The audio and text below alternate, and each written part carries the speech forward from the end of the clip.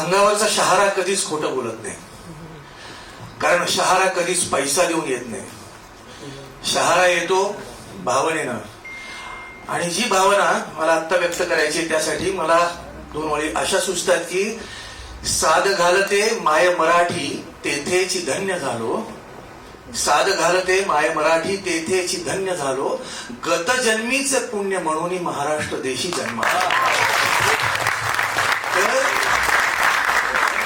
माझे आजी आजोबा जिथून कुठून आले, मी धन्य झालो की मी या पुण्यभूमीत जन्माला आलो, ज्या भूमीमध्ये सह्याद्रीच्या दऱ्याखोऱ्यातून वाहणारा वारा माझ्याही अंगावरून जेव्हा जातो तेव्हा तो माझ्या शहाऱ्याशी स्वतः बोलतो.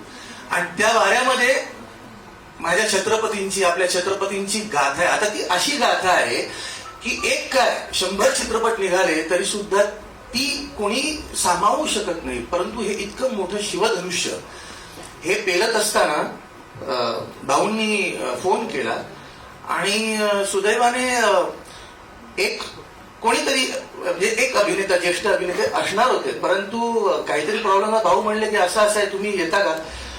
आणि मी आलो आणि मी काम केलं. आणि आज या क्षणी इथे उभं राहिलेलं असताना जेव्हा मी ट्रेलर पाहिला तेव्हा मला धन्य झाल्यासारखं वाटलं.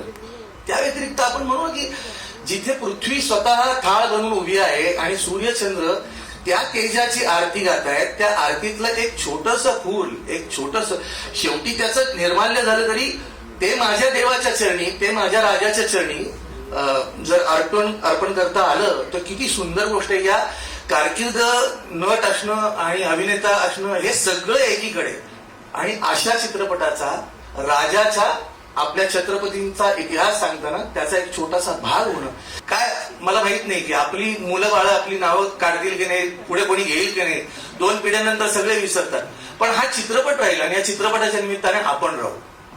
ही फार मोठी